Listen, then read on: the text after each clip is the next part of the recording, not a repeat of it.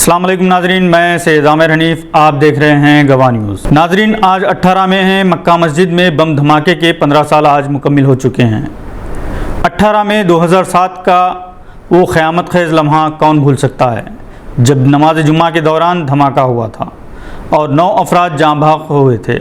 افراتفری پر قابو پانے کے لیے پولیس کی فائرنگ میں 5 افراد شہید ہوئے تھے اور 55 زخمی ہو گئے تھے۔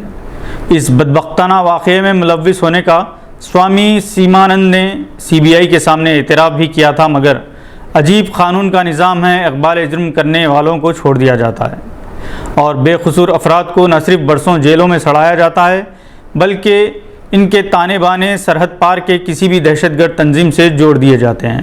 مکہ مسجد بم دھماکہ اور اس میں ملوث مجرمین کی آزادی ہمارے قانون کی بے حسی کا ثبوت ہے۔ کرنل پروہت، پرگیا ٹھاکر، سیمانند اور اس جیسے بے شمار زہر اگلنے والے ہندوستان کے ماحول کو بگاڑنے والے، آزاد اور اپنے حق کے لیے نعرے بلند کرنے والے دیش کے غدار قرار دیے جاتے ہیں۔ کسی مسلم عبادت گاہ میں مشتبہ حالت میں کوئی غیر مسلم پکڑا جاتا ہے تو اس کی ذہنی توازن کا بہانہ بنا کر چھوڑ دیا جاتا ہے، اور کوئی نیم پاگل ہو اور کسی مندر یا ہندو عبادت گاہ کے قریب پکڑا جائے تو اسے پڑوسی ملک کا ایجنٹ قرار دے کر اس کی زندگی کو تباہ کر دیا جاتا ہے۔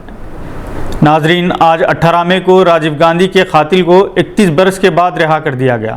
سابق وزیر اعظم کے قتل میں ملوث AG پیرار لیون کو 31 برس بعد جیل میں رکھنے کے بعد رہا کیا گیا ہے۔ گرفتاری کے وقت اس کی عمر صرف 19 برس تھی۔ اس نے وہ بیٹریاں خرید کر LTT کے سیواراسن کو دی تھی جس بیٹری کو بم میں استعمال کیا گیا۔ اس بم دھماکے میں راجیو گاندھی ہلاک ہو گئے تھے۔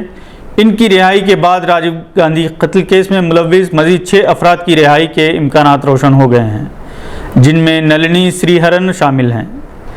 سونیا گاندھی کی درخواست پر نلنی کو سزائے موت کے بجائے عمر قید کی سزا دی گئی تھی۔ راجیو گاندھی کو 21 مئی 1991 میں تمل ناڈو کے پرمبدور میں ایک جلسے میں بم دھماکے سے اڑا دیا گیا تھا۔ ممبئی بم دھماکے ہوئے 29 برس ہو گئے۔ آج 29 برس بعد ان دھماکوں میں ملوث 4 مفرور افراد کو گرفتار کیا گیا جو کسی زمانے میں کہا جاتا ہے کہ داؤد ابراہیم کے ایک قریبی شخص کے لیے کام کرتے تھے۔ ممبئی دھماکوں کے بعد وہ گجرات چلے گئے تھے۔ انہیں احمد آباد سے گرفتار کیا گیا ہے۔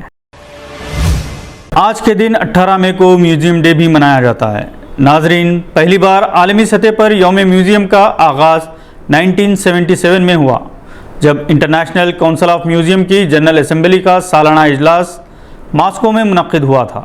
اس وقت پوری دنیا میں تقریباً 37,000 میوزیم ہیں، جس میں آرکیالوجیکل میوزیم، ایگریکلچر میوزیم، جنگلاتی میوزیم، آرٹ میوزیم، فلکیاتی میوزیم، سائنس میوزیم، تاریخی میوزیم وغیرہ شامل ہیں۔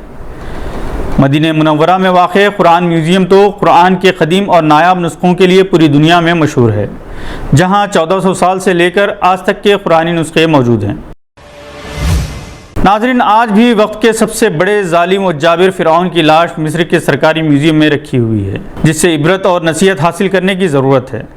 ہندوستان میں جو میوزیم مشہور ہیں ان میں نیشنل میوزیم نئی Delhi, Indian museum Kolkata, Kohima museum Nagaland, submarine museum Visakhapatnam اور حیدرآباد میں واقع سالار جنگ میوزیم شامل ہے۔ کلکتہ میں واقع 200 سال سے پرانا انڈین میوزیم ہندوستان کا قدیم میوزیم ہے، جہاں ملک کے کئی نوادرات کے علاوہ مغلیہ دور کے تاریخی آثار، لباس، برتن، ہتھیار، فوجی ساز و سامان اور پینٹنگز کا بہترین کلیکشن ہے جو دیکھنے لائق ہے۔ علی گڑھ میں واقع Ibn Sina academy of medieval medicine and sciences بھی قابل ذکر ہے، جہاں قرون وسطیٰ کے مسلمان سائنسدانوں کے سائنسی تحقیقات اور انکشافات سے متعلق شاندار کلیکشن ہے۔ حیدرآباد کا سالار جنگ میوزیم ایک فرد کی کوششوں کا نتیجہ ہے، جسے سالار جنگ صوبم میر یوسف علی خان نے 1951 میں قائم کیا تھا، جو ہندوستان کے مشہور اور قابل ذکر میوزیم میں سے ایک ہے۔ یہاں کی ہر ایک چیز دیکھنے لائق ہے۔ ناظرین، یہ بھی بتا دیں کہ عالمی یوم عجائب گھر کے موقع پر سالار جنگ میوزیم میں 16 تا 21 مئی ہفتہ میوزیم منایا جا رہا ہے اور ان دنوں داخلہ مفت رکھا گیا ہے۔ آج کے بلیٹن میں بس اتنا ہی۔